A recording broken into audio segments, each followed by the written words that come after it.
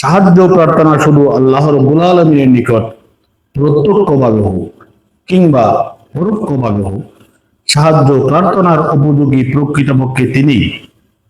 অন্যান্য উপায়, উপকরণ, সেসব ও বন্ধু বান্ধব ইত্যাদি সবই আল্লাহ রাব্বুল আলামিনের সাহায্যেরই প্রকাশস্থল। বান্দাকে যে বিষয়ে সতর্ক দৃষ্টি রাখা এবং প্রত্যেক বিষয়ে আল্লাহ রাব্বুল আলামিনের কুদরতকে প্রকৃত কার্য সম্পাদনকারী মনে করা একান্ত আবশ্যক। আয়াতের এ অংশ থেকে নবী ও ওলিগণের নিকট সাহায্য চাওয়াকে শিরক মনে করা একটা বাতিল আকীদা, ভ্রান্ত বিশ্বাস। কেননা আল্লাহ রাব্বুল আলামিনের নৈকট্য ধন্য বান্দাদের সাহায্য প্রকৃতপক্ষে আল্লাহ রাব্বুল আলামিনের সাহায্য আল্লাহ তাআলা ব্যতীত অন্যের কাছে সাহায্য প্রার্থনা নয়। যদি এ আয়াতের ওই অর্থ হতো যা ওয়াহাবী সম্প্রদায় বুঝে নিয়েছে, তাহলে কোরআন মজিদে আইনুনি বিকুওয়াতিন, যুলকারনাইন বললেন, তোমরা আমাকে শক্তি দ্বারা সাহায্য করো, এবং ইস্তাঈনু বিসসবরি ওয়াস সালাত, তোমরা ধৈর্য ও নামাজের মাধ্যমে সাহায্য প্রার্থনা করো। কেন এরশাদ হয়েছে? আর হাদিস শরীফ সমূহে আল্লাহ রাব্বুল আলামিনের প্রিয় বান্দাদের নিকট সাহায্য চাওয়ার শিক্ষাই বা কেন দেয়া হয়েছে? আসসালামু আলাইকুম ওয়া রাহমাতুল্লাহি ওয়া বারাকাতুহু। Welcome to learn Quran and ফিকহ। সম্মানিত দর্শক, আপনারা জানেন কি, এমন একটি সূরা পবিত্র কোরআনুল কারীমে আছে যে সূরা 100 বার পাঠ করলে যে কোনো রোগের শিফা পাওয়া যায়। আল্লাহ রাব্বুল আলামিনের কাছে এই সূরা 100 বার তেলাওয়াত করে যে কোনো প্রার্থনাই করলে তা কবুল হয়ে যায়। আসুন আমরা সেই সূরাটি সম্পর্কে আলোচনা শুনি। সেই সূরাটি কি, কোনটি, তার শানে নুজুল, ফজিলত এবং অর্থসহ তেলাওয়াত শুনবো আমরা। বিশ্ববিখ্যাত তাফসীর গ্রন্থ কানজুল ঈমান ও খাজাইনুল ইরফান থেকে। সম্মানিত দর্শক, আমাদের ভিডিও ভালো লাগলে লাইক দিবেন, শেয়ার করবেন এবং সাবস্ক্রাইব করে আমাদের চ্যানেলে যুক্ত থাকবেন। আসুন শানে নুজুল ও ফজিলত সহ তেলাওয়াত শুনি। نحمده ونصلي على حبيبه الكريم، أما بعد فأعوذ بالله من الشيطان الرجيم، بسم الله الرحمن الرحيم। সম্মানিত দর্শক, আজকে আমরা এমন একটি সূরা পাঠ করব যে সূরা 100 বার পাঠ করে যে প্রার্থনাই করা হোক আল্লাহ রাব্বুল আলামিন তা কবুল করেন। যে সূরা বহু নাম রয়েছে। 1 নম্বর হচ্ছে ফাতিহা, 2 নম্বরের নাম ফাতিহাতুল কিতাব অর্থাৎ কোরআনের ভূমিকা, 3 নম্বর নাম উম্মুল কোরআন, কোরআনের মূল, 4 নম্বর নাম সূরাতুল কানজ, ভান্ডার সূরা, 5 নম্বর নাম কাফিয়া, প্রাচুর্য সম্পন্ন, 6 নম্বর নাম ওয়াফিয়া, পরিপূর্ণ, 7 নম্বর নাম সাফিয়া, আরোগ্যদায়ক, 8 নম্বর নাম শেফা অর্থাৎ আরোগ্য, সকল রোগের আরোগ্য, সকল রোগের মহাঔষধ, 9 নম্বর নাম সাবে মাসানি, সপ্ত প্রশংসা, বারংবার আবৃত্তি যোগ্য সপ্ত আয়াত, 10 নম্বর নাম নূর অর্থাৎ জ্যোতি, আলো, সবকিছুকে আলোকিত করে এবং করবে, আপনাকেও আলোকিত করবে। 11 নম্বর নাম রুকাইয়া অর্থাৎ দোয়া তাবিজ, 12 নম্বর নাম সূরাতুল হামদ, প্রশংসার সূরা, আল্লাহ রাব্বুল আলামিনের প্রশংসার সূরা, 13 নম্বর নাম সূরাতুদ দোয়া, প্রার্থনা সূরা, মুনাজাতের সূরা, 14 নম্বর নাম তালিমুল মাশআলা, অর্থাৎ মাসালা শিক্ষার সূরা। 15 নম্বর নাম সূরাতুল মুনাজাত, মুনাজাতের সূরা, যে সূরা পড়ে আমরা প্রার্থনা করি, মুনাজাত করি, আল্লাহ রাব্বুল আলামিনের নিকট চাই। 16 নম্বর নাম সূরাতুত তাফবিদ, অর্পণের সূরা। 17 নম্বর নাম সূরাতুল শাওয়াল, ঝঞ্ঝার সূরা। 18 নম্বর নাম উম্মুল কিতাব, কিতাবের মূল অর্থাৎ কোরআনের মূল। 19 নম্বর নাম ফাতিহাতুল কোরআন, কোরআনের সূচনা। এবং 20 নম্বর নাম সূরাতুল সালাত, নামাজের সূরা, যে সূরা নামাজের প্রতি রাকাতে আমাদেরকে পড়তে হয়।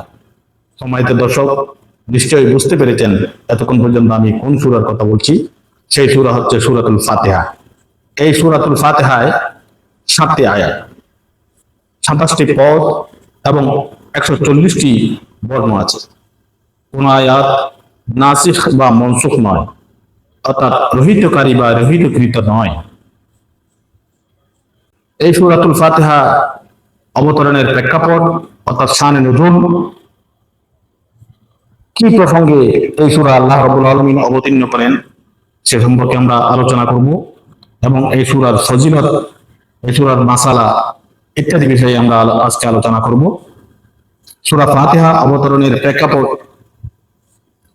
এই সূরা মক্কা মুকাররমা কিংবা মদিনা মুনাওয়ারা অথবা উভয় পুণ্যময়ী ভূমিতে অবতীর্ণ হয়েছে।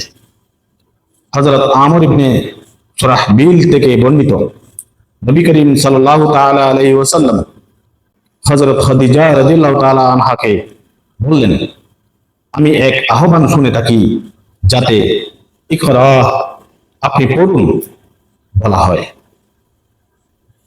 ওয়ারকা ইবনে নওফলকে এ সম্পর্কে অবহিত করা হলো। তিনি আরজ করলেন, যখন এই আহ্বান আসে তখন আপনি স্থির চিত্তে তা শ্রবণ করুন। এরপর হযরত জিবরাইল আলাইহিস সালাম হুজুর সাল্লাল্লাহু তাআলা আলাইহি ওয়াসাল্লামের দরবারে হাজির হয়ে আরজ করলেন, আপনি বলুন, বিসমিল্লাহির রহমানির রহিম, আলহামদুলিল্লাহি রাব্বিল আলামিন। এ থেকে বোঝা যায় যে অবতরণের দিক দিয়ে এটাই প্রথম সূরা, কিন্তু অন্যান্য বর্ণনা থেকে জানা যায় যে সর্বপ্রথম সূরা ইকরা নাজিল হয়েছে। দোয়া বা প্রার্থনার তরিকা শিক্ষা দেওয়ার জন্য এই সূরার বর্ণনা ভঙ্গি বান্দাদের ভাষায় এরশাদ হয়েছে। আউযু বিল্লাহি মিনাশ শাইতানির রাজীম, বিসমিল্লাহির রহমানির রহিম। শুরু করছি মহান রব্বুল আলামিনের নামে, যিনি পরম দয়ালু করুণাময়।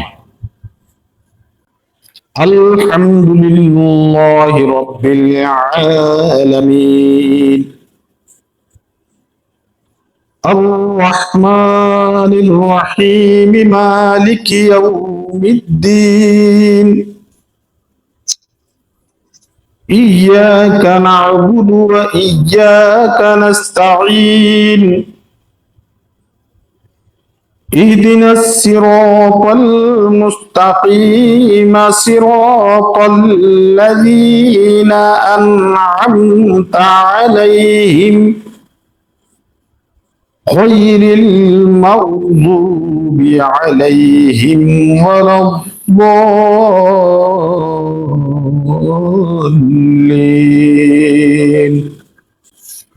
الحمد لله رب العالمين।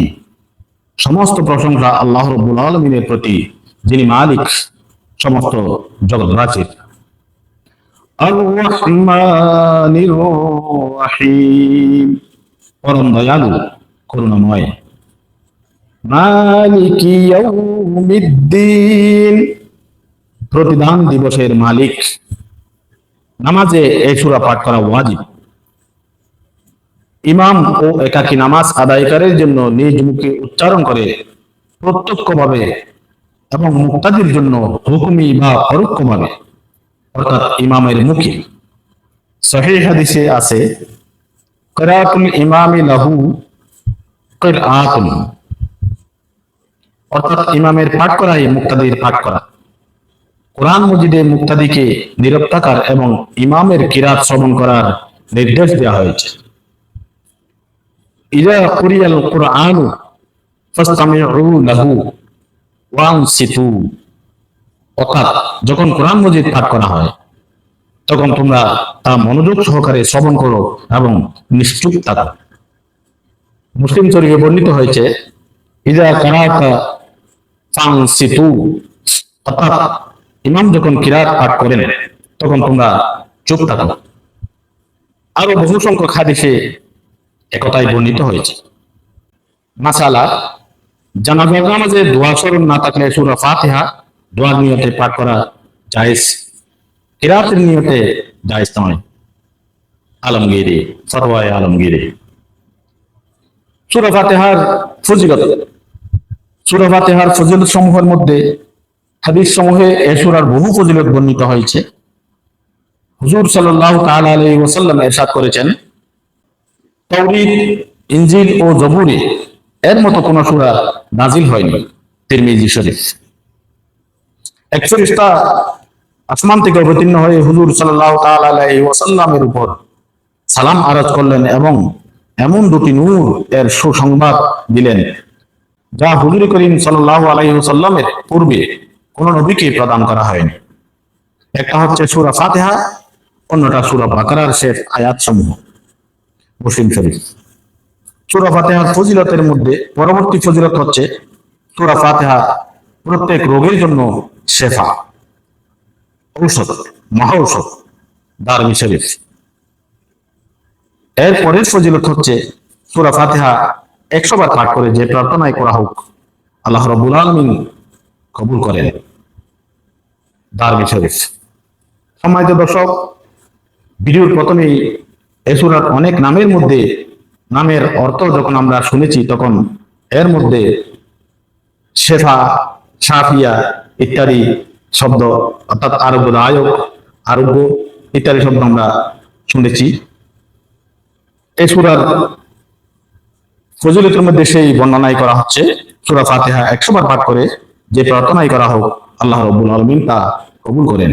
আপনার মনের সম্পূর্ণ ইচ্ছা, আপনার মনের সম্পূর্ণ আশা আকাঙ্ক্ষা সবকিছু আল্লাহ রাব্বুল আলামিনের কাছে প্রার্থনা করলে সূরা ফাতিহা পড়ে তা আল্লাহ রাব্বুল আলামিন কবুল করেন। ইস্তিআজা। আউযু বিল্লাহি মিনাশ শাইতানির রাজীম পাঠ করা। মাসালা, কোরআন তেলাওয়াতের পূর্বে আউযু বিল্লাহি মিনাশ শাইতানির রাজীম পাঠ করা সুন্নাত। সূত্র তাফসীরে খাজিন। তবে ছাত্র যখন শিক্ষক থেকে পাঠ করে তখন তার জন্য সুন্নাত নয়। সূত্র ফতোয়ায়ে শামী। তাসমিয়া অর্থাৎ বিসমিল্লাহির রহমানির রহিম পাঠ করা। মাসালা হচ্ছে বিসমিল্লাহির রহমানির রহিম কোরআন পাকের আয়াত, তবে সূরা ফাতিহা কিংবা অন্য কোনো সূরার অংশ নয়।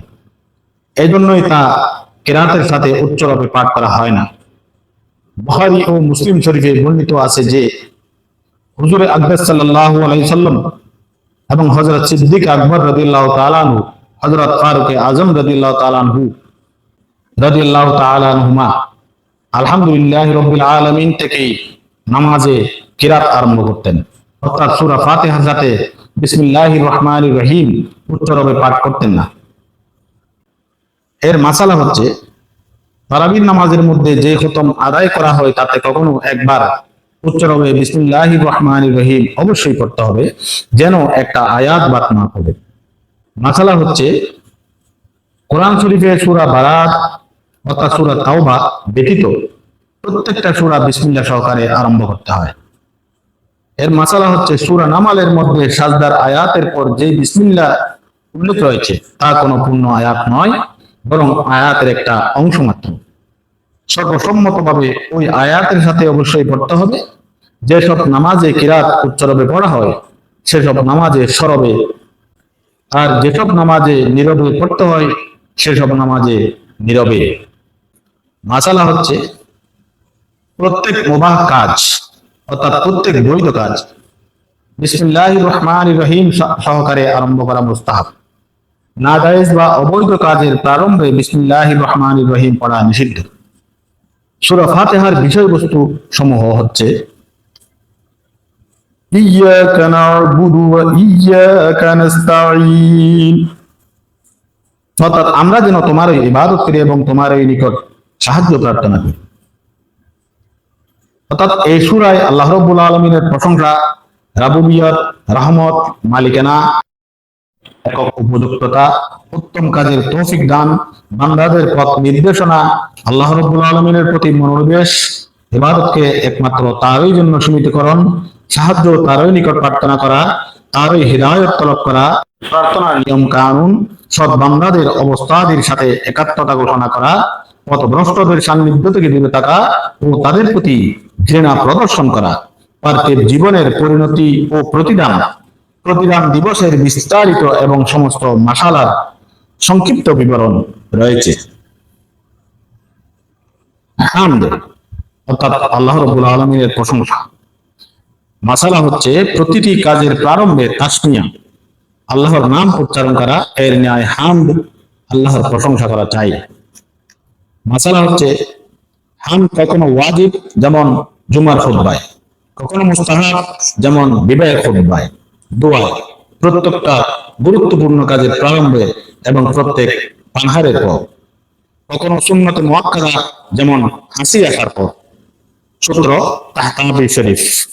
রব্বিল আলামিন এর মধ্যে সমস্ত সৃষ্টি জগৎ যে ক্ষণস্থায়ী মুমকিন ও মুখাপেক্ষী, আর আল্লাহ রাব্বুল আলামিন যে চিরস্থায়ী, অনাদি, অনন্ত, চিরন্তন, চিরজীবী, চিরতত্ত্বাবধায়ক, সর্বশক্তিমান ও সর্বজ্ঞ, সেসব বিষয়ে ইঙ্গিত রয়েছে। যেসব গুণাবলী আল্লাহ রাব্বুল আলামিন এর জন্য অপরিহার্য, এই দুটি মাত্র শব্দের মধ্যে ইলমে ইলাহিয়ত অর্থাৎ খোদাতাত্ত্বিক জ্ঞান এর গুরুত্বপূর্ণ বিষয় আদি অন্তর্ভুক্ত রয়েছে। মালিকি ইয়াউমিদ্দিন আল্লাহ রাব্বুল আলামিনের মালিকানা, পূর্ণ বিকাশের বর্ণনা, এবং এটা এই বিষয়ের সুস্পষ্ট প্রমাণ যে আল্লাহ রাব্বুল আলামিন ব্যতীত অন্য কেউ ইবাদতের উপযোগী নয়। কেননা সমস্ত সৃষ্টি হলো তারই মামলুক, মালিকানাধীন, এবং মামলুক উপাস্য হবার যোগ্য হতে পারে না। এ থেকে জানা যায় যে দুনিয়ার চেয়ে দারুল আমাল বা কর্মক্ষেত্র, আর এর একটা অন্ত বা শেষ রয়েছে। বিশ্বের এই পরম্পরাকে আদি অন্তহীন বলা বাতিল। দুনিয়ার পরিসমাপ্তির পর একটা প্রতিদান দিবস রয়েছে। এ আয়াত দ্বারা তানাসুখ, পুনর্জন্মবাদ বাতিল বলে প্রমাণিত হলো। ইয়্যাকা না'বুদু আল্লাহ রাব্বুল আলামিনের সত্তা ও গুণাবলীর বর্ণনার পর আয়াতের এই অংশটা উল্লেখ করে এই বিষয়ের প্রতি ইঙ্গিত করা হয় যে আকীদাই আমলের পূর্ব শর্ত এবং ইবাদতের গ্রহণযোগ্যতা আকীদার বিশুদ্ধির উপর নির্ভরশীল। মাসালা হচ্ছে না'বুদু এই বহুবচন ক্রিয়াপদ দ্বারা ইবাদতকে জামাত সহকারে সম্মিলিতভাবে আদায় করার বৈধতা ও বোধগম্য হয়। এ কথাও বোঝা যায় যে সাধারণ মুসলমানের ইবাদত আল্লাহ রাব্বুল আলামিনের প্রিয় বান্দাদের ইবাদতের সাথে মিলে কবুলিয়াতের মর্যাদা লাভ করে। এতে শিরক প্রত্যাখ্যাত হয়েছে, কারণ আল্লাহ রাব্বুল আলামিন ব্যতীত অন্য কারো জন্য ইবাদত হতে পারে না।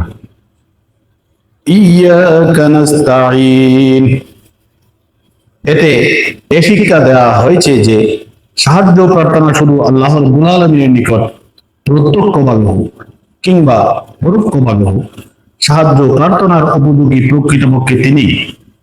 অন্যান্য উপায়, উপকরণ, সেসব ও বন্ধু বান্ধব ইত্যাদি সবই আল্লাহ রাব্বুল আলামিনের সাহায্যেরই প্রকাশস্থল।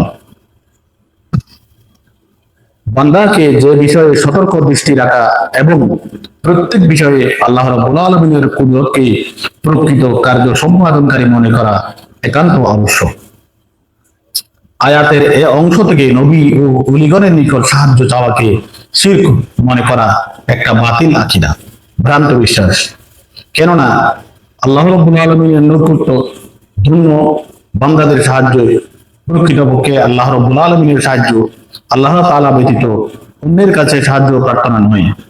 যদি এই আয়াতের ওই অর্থ হতো যা ওয়াহাবী সম্প্রদায় বুঝে নিয়েছে, তাহলে কোরআন মজিদে আইনুনি বিকুওয়াতিন, যুলকারনাইন বললেন, তোমরা আমাকে শক্তি দ্বারা সাহায্য করো, এবং ইস্তাঈনু বিসসবরি ওয়াস সালাত, তোমরা ধৈর্য ও নামাজের মাধ্যমে সাহায্য প্রার্থনা করো। কেন এরশাদ হয়েছে? আর হাদিস শরীফ সমূহে আল্লাহ রাব্বুল আলামিনের প্রিয় বান্দাদের নিকট সাহায্য চাওয়ার শিক্ষাই বা কেন দেয়া হয়েছে? ইহদিনাস সিরাতাল মুস্তাকিম। আল্লাহ রাব্বুল আলামিনের সত্তা ও গুণাবলীর পরিচয়ের পর ইবাদত অতঃপর প্রার্থনার শিক্ষা দিয়েছেন। এ থেকে এই মাসালা জানা যায় যে বান্দাদের ইবাদতের পর দোয়ায় মগ্ন হওয়া উচিত। হাদিস শরীফেও নামাজের পর দোয়া বা প্রার্থনার শিক্ষা দেওয়া হয়েছে। সূত্র তাবারানী ফিল কবির ও বাইহাকি ফিস সুন্নাহ। সিরাতাল মুস্তাকিম দ্বারা ইসলাম অথবা কোরআন মজিদ কিংবা নবী করিম সাল্লাল্লাহু আলাইহি ওয়াসাল্লামের পবিত্র চরিত্র অথবা হুজুর সাল্লাল্লাহু আলাইহি ওয়াসাল্লামের এবং তার পরিবার পরিজন আহলে বাইত ও সাহাবায়ে কেরামের কথাই বোঝানো হয়েছে। এতে প্রমাণিত হয় যে সিরাতাল মুস্তাকিম হলো আহলে সুন্নাতের অনুসৃত পথ, যারা আহলে বাইত, সাহাবায়ে কেরাম, কোরআন ও সুন্নাহ এবং বৃহত্তর জামাত সবাইকে মান্য করে। সিরাতাল্লাযীনা আন'আমতা আলাইহিম, এই আয়াত উপরোক্ত বাক্যের তাফসীর বা ব্যাখ্যা, অর্থাৎ সিরাতুল মুস্তাকিম দ্বারা মুসলমানদের পথকে বোঝানো হয়েছে। তাছাড়া অনেক মাসালার সমাধানও পাওয়া যায়, অর্থাৎ যে সমস্ত বিষয়ে বুজুর্গানে দ্বীনের আমল রয়েছে তাই সিরাতুল মুস্তাকিমের অন্তর্ভুক্ত। গায়রিল মাগদুবি আলাইহিম ওয়ালাদ-দাল্লিন, এই বাক্যেও হিদায়াত রয়েছে। যেমন সত্য সন্ধানীদের জন্য এদের দুষ্কর্ম থেকে দূরে থাকা এবং এদের পথ, কার্যকলাপ, আচার আচরণ এবং রীতিনীতি থেকে বিরত থাকা একান্ত আবশ্যক। তিরমিজি শরীফের রাওয়ায়াত থেকে বোঝা যায় যে মাগদুবি আলাইহিম দ্বারা ইহুদি এবং দাল্লিন দ্বারা খ্রিস্টানদের কথা বোঝানো হয়েছে। দাদ ও ওয়া এর মধ্যে মৌলিক পার্থক্য রয়েছে। কোন কোন বৈশিষ্ট্য অক্ষর দুটির মধ্যে মিল থাকা উভয়কে এক করতে পারে না। কাজে গায়রিল মাগদুবি করে পাঠ করা যদি ইচ্ছাকৃত হয়, তবে তা হবে কোরআন পাকের বিকৃতি সাধন ও কুফর, নতুবা না জায়েজ। যে ব্যক্তি যতের স্থলে দোয়া পড়ে সে ব্যক্তির ইমামত জায়েজ নয়। সূত্র মুগিতে বুরহানি। আমিন এর অর্থ হচ্ছে এরূপ করো অথবা কবুল করো। এটা কোরআনের শব্দ নয়। সূরা ফাতিহা পাঠান্তে নামাজে ও নামাজের বাইরে আমিন বলা সুন্নাত। সাদাকাল্লাহুল মাওলানাল আযীম। সম্মানিত দর্শক, পবিত্র কোরআন কারীমের এই মহামর্যাদাপূর্ণ সূরা ফাতিহায় একমাত্র সমস্ত রোগের মহৌষধ। ওয়া আখিরু দাওয়ানা আলহামদুলিল্লাহি রাব্বিল আলামিন। আসসালামু আলাইকুম ওয়া রাহমাতুল্লাহি ওয়া বারাকাতুহু।